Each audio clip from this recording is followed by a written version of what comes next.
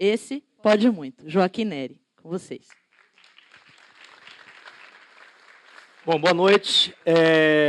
Primeiro, foi um prazer ter recebido esse convite. Para mim, é muito gratificante ter a oportunidade de falar num ambiente tão como é que a gente poderia colocar, qualificado um pouco da história do Carnaval. Quando eu soube do tema, eu achei mais interessante ainda, porque a gente acredita que quando nós começamos a pensar em Carnaval, a gente não sabia muito aquilo que iríamos construir. Jamais pensamos que esse troço seria impossível, tá?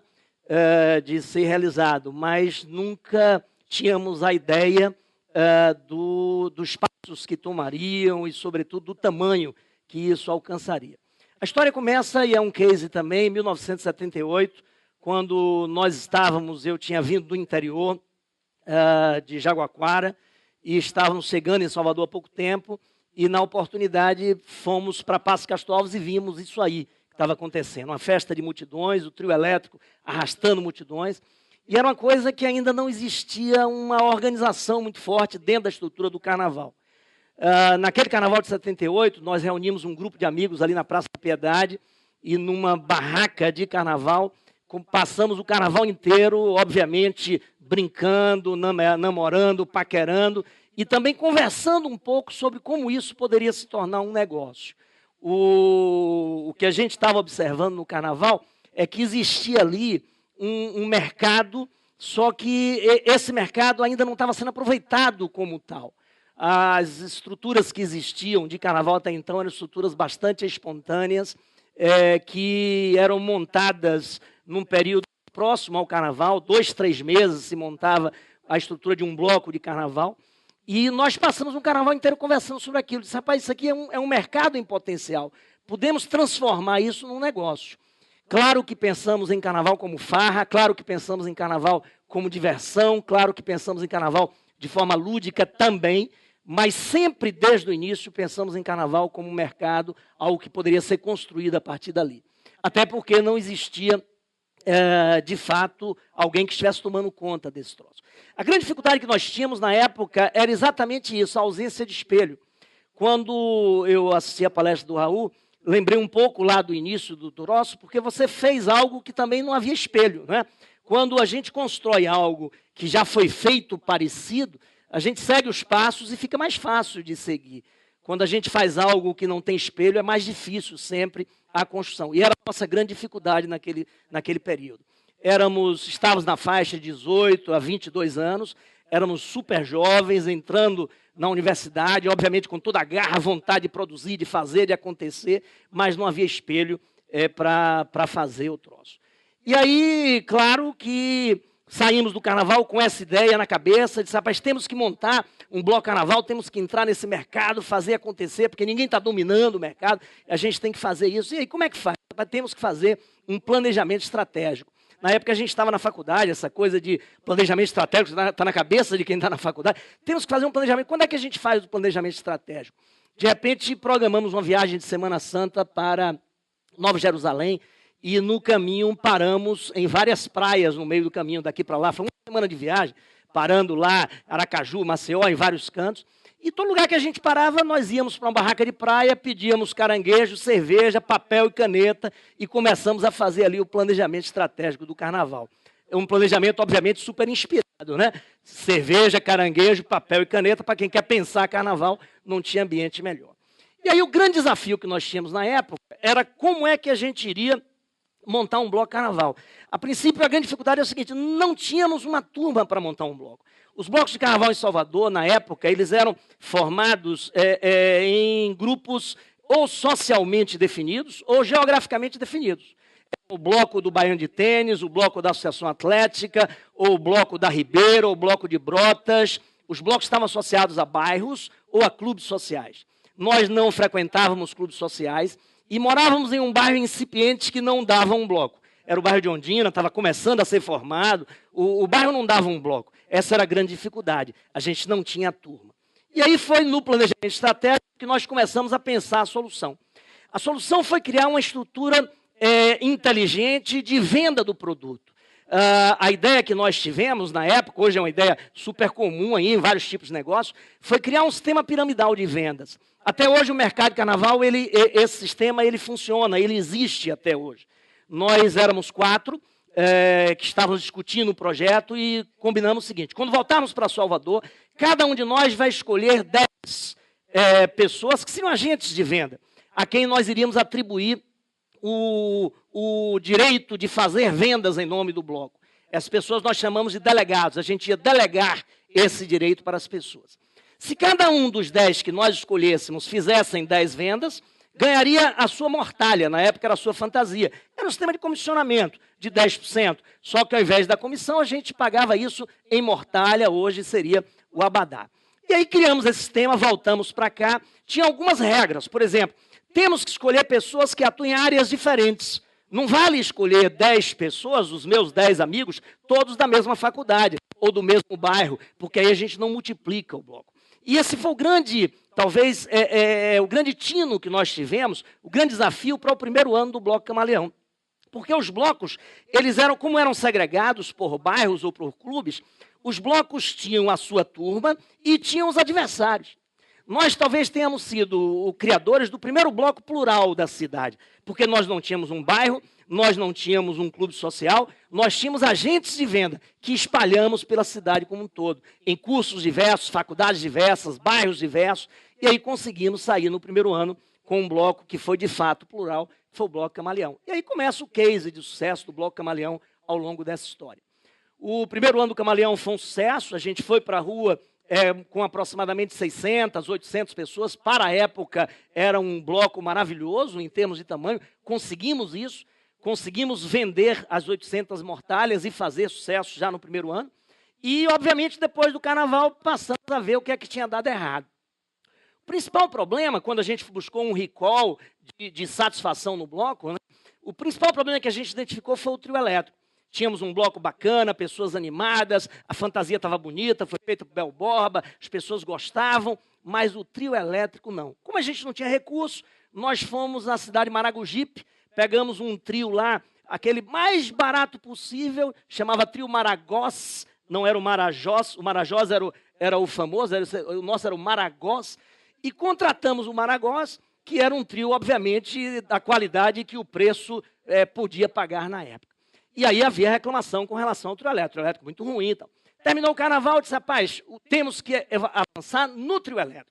O que a gente pode fazer para avançar no trio elétrico? Qual é o melhor trio elétrico que tocou no carnaval em bloco? Era um trio de uma cidade chamada São Felipe Trio. Eu disse, vamos contratar o São Felipe Trio. Disse, como é que a gente faz? A gente não ganhou uma grana no carnaval? Ganhou. Eu disse, pega a grana toda que ganhamos e vamos contratar o São Felipe Trio.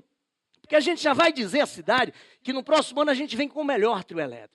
Isso, uma semana depois do carnaval, pegamos um carro, fomos à cidade de São Felipe, batemos na porta do dono do trio elétrico, dizendo, seu fulano, o senhor é o dono do São Felipe Trio? Eu disse, viemos aqui contratar o seu trio para o carnaval do próximo ano. Aí ele disse, opa, mas não é agora não. Eu disse, sim, mas a gente quer contratar agora. Eu disse, não, mas esse negócio só é possível lá para novembro. Eu disse, como novembro? Se eu quero contratar agora? Isso era em março, né? E aí tivemos essa conversa com ele e acabamos convencendo a ele que era possível, sim, ele me alugar algo para eu usar no ano seguinte, mesmo em março. Contratamos o São Felipe, fizemos um carnaval brilhante no ano de 80, e aí começou a continuidade aí da história do sucesso do Bloco Camaleão.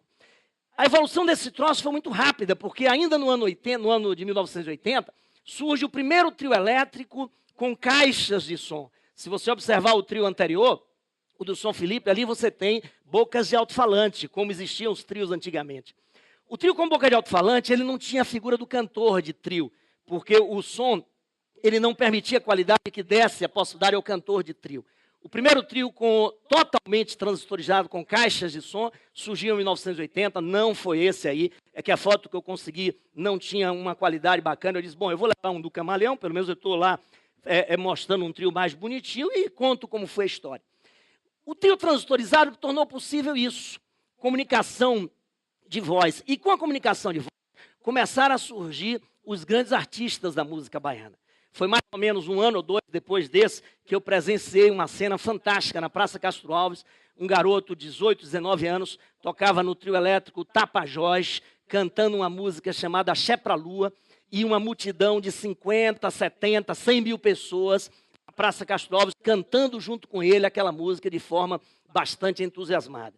Luiz Caldas, o Neymar daquela época, um garoto de 18, 19 anos, um craque, cantando Axé pra Lua, e tinha uma multidão ali, e a gente ficava olhando assim, disse, o que é isso? Essa música eu nunca ouvi, nem a multidão nunca tinha ouvido, nem eu nem ninguém. E apesar de nem eu nem ninguém ter ouvido, todos cantavam juntos e já sabiam a letra, porque a música era sensacional. Assim como estávamos nós lá, o Luiz Caldas foi catapultado para as rádios. Com as rádios veio o sucesso do Luiz, e com o sucesso do Luiz veio todo o Axé Music adiante no processo. O Chiclete com Banana veio logo em seguida, ali já fazia sucesso na época, mas aproveitou a onda do sucesso do Luiz a nível nacional e foi junto. Lembro de uma história do Chiclete, o Chacrinha deu muita força naquela época. O Chiclete foi tentar fazer um show em Chacrinha, e Chacrinha disse, já tem baiano demais aqui, Luiz Caldas, Sarajane e tal. Vocês tocam alguma coisa? Tem uma música bacana aqui, Gritos de Guerra. Disse, rapaz, é o seguinte, não quero. Aí na discussão o Chacrinha disse assim, olha, faz o seguinte, você vai tocar um programa do Chacrinha. Se o público gostar, a gente vai assinar um pré-contrato. Se o público gostar, você vai ter que tocar 40 seguidos, todos os fins de semana. Se o público não gostar, não toca mais nenhum. Topa? E aí Bel, claro, topou, fez o programa e teve que tocar 40, e aí a Axé Music começou a ganhar uma projeção nacional muito forte naquele período. Bom, na evolução do carnaval, a gente conseguiu, na década de 90, levar isso para outras cidades, através dos carnavais fora de época. Aí está o Fortal e o Carnatal, são grandes modelos de carnavais fora de época. Chegou uma época em que existia carnavais fora de época praticamente em todas as grandes capitais brasileiras ou todas as grandes cidades brasileiras. Depois vieram a época dos camarotes, já nos anos 90, aqui naquele circuito Barrondina, sobretudo. Os camarotes foram fundamentais para trazer para o carnaval as celebridades, porque antes dos camarotes era muito difícil, porque o trio elétrico era um espaço extremamente restrito para isso. Aí vieram as celebridades. Com as celebridades veio a cobertura da imprensa, né? Veio todo um apoio jornalístico atrás das celebridades, e com o apoio da imprensa, obviamente que tornou-se possível mais apoio, mais patrocínio, mais investimento para o carnaval, e com isso a festa acabou crescendo ainda mais. Hoje a gente faz a maior festa popular do planeta. Claro que não fomos nós que fizemos isso, mas tivemos um papel importante lá na origem desse troço e na organização desse troço. Hoje, a empresa que a gente representa, Central do Carnaval, temos 150 empregos diretos anuais. Esse número se multiplica para 500 empregos temporários durante o período do verão. E na rua, os blocos que fazem parte de camarotes chegam a 40 mil empregos temporários nesse período. Tem um filminho que eu vou deixar para passar no final, só se Pete me permitir. Se ela não me permitir, eu aborto o filme, porque a gente está concluindo já. A ideia era essa, a gente não sabia que era impossível aquele troço. Tinham contado para a gente que a gente podia fazer alguma coisa, eu não sabia que era impossível. Fomos lá e fizemos de fato. Tá? A gente, aliás, sempre soube que era possível fazer um carnaval diferente, um carnaval mais organizado. A gente só não sabia qual era o tamanho do negócio. O Ted me pediu também para falar um pouco sobre sugestões inspiradoras. E aí a gente pegou a palavra entusiasmo. Eu acho que o motivo principal dessa história ter dado certo foi isso aí. Entusiasmo vem de uma expressão grega que significa ter um Deus dentro de si. E nós sempre tivemos isso. Acho que o Deus do carnaval estava incorporado naquela turma que começou ali e outros que vieram depois. E foi esse entusiasmo que fez com que a gente conseguisse construir esse troço. E a última coisa que a gente colocou, eu tive um genro há um tempo atrás, de quem eu gosto muito, que ele gostava de saltar de paraquedas. Eu não entendia por que ele tinha esse troço. E ele largou minha filha aqui chorosa e foi morar 6 meses na Califórnia para saltar de paraquedas. E como ele não tinha grana para ficar lá saltando de paraquedas, ele foi trabalhar num campo de aviação. E no campo de aviação ele trabalhava e pegava os domingos, os feriados, ele saltava de paraquedas e cumpria o papel que ele queria por lá. Uma vez conversando com ele, eu disse, rapaz, como é que você deixa minha filha aqui, vai para lá, fazer o quê? O que é que você estava fazendo lá? Ele disse, não, eu dobrava paraquedas. Eu disse, você não foi saltar? Eu disse, não, mas eu tinha que ganhar uma grana. Então, como eu tinha que ganhar uma grana, eu dobrava paraquedas. Eu disse, mas dobrar paraquedas deve ser uma função muito secundária, né, para aqueles. Rapaz, não. é fundamental, porque se eu não dobrar o paraquedas corretamente, o cidadão que salta não vai ter um salto muito bom. Depois eu vi que já existiam coisas na internet sobre esse tema, né? E a última coisa que a gente queria colocar era isso, quer dizer, nessa coisa de tornar as coisas impossíveis possíveis, o mais importante é que você, ao acreditar em algo que você de fato queira, se jogue com vontade, mas sem jamais esquecer quem dobrou o seu paraquedas. Obrigada, Joaquim.